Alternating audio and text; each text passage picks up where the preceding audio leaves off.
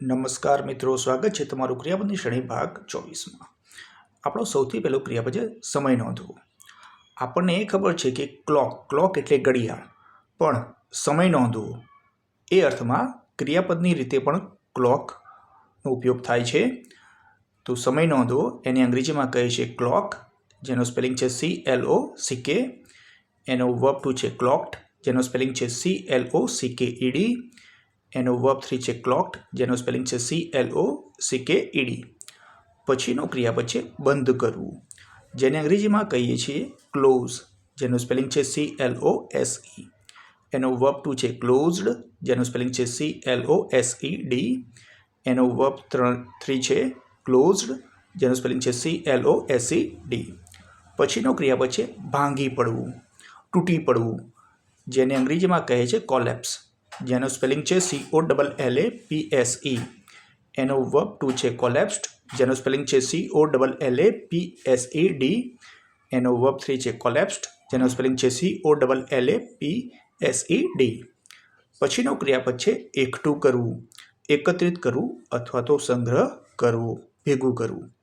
એને અંગ્રેજીમાં કહે છે કલેક્ટ, જેનું સ્પેલિંગ છે COLLECT। એનો વર્બ 2 છે કલેક્ટેડ, જેનું સ્પેલિંગ છે COLLECTED। એનો વર્બ 3 છે કલેક્ટેડ, જેનું સ્પેલિંગ છે COLLECTED। પછીનો ક્રિયાપદ છે રંગવું, કલર કામ કરવું, જેને અંગ્રેજીમાં કહે છે કલર। હવે રંગને પણ આપણે કલર કહીએ છીએ અને ક્રિયાપદની રીતે રંગવું એનો અર્થ પણ કલર જ થાય છે, જેનું સ્પેલિંગ છે COLOUR। એનો વર્બ 2 છે કલર્ડ, જેનું સ્પેલિંગ છે COLOURED। એનો વર્બ 3 છે કલર્ડ, જેનું સ્પેલિંગ છે COLOURED। પછીનો ક્રિયાપદ છે વાળ ઓળવા, જેને અંગ્રેજીમાં કહે છે કોમ્બ।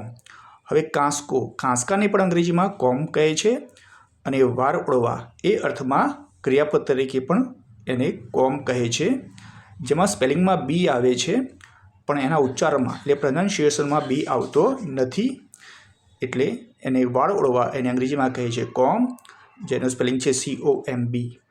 એનો વર્બ 2 છે કોમ્બડ, જેનું સ્પેલિંગ છે COMBED। એનો વર્બ 3 છે કોમ્બડ, જેનું સ્પેલિંગ છે COMBED।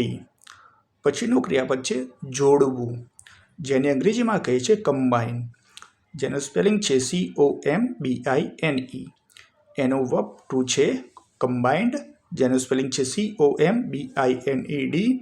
એનો વર્બ 3 છે કમ્બાઇન્ડ, જેનું સ્પેલિંગ છે COMBINED। પછીનું ક્રિયાપદ છે આવવું, એને અંગ્રેજીમાં કહે છે કમ, જેનું સ્પેલિંગ છે COME।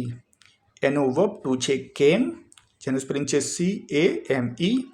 એનો વર્બ 3 છે કમ, સ્પેલિંગ છે COME। આમાં તમે જોશો તો વર્બ 1 અને વર્બ 3 બંને સેમ એટલે કે એક સરખા છે।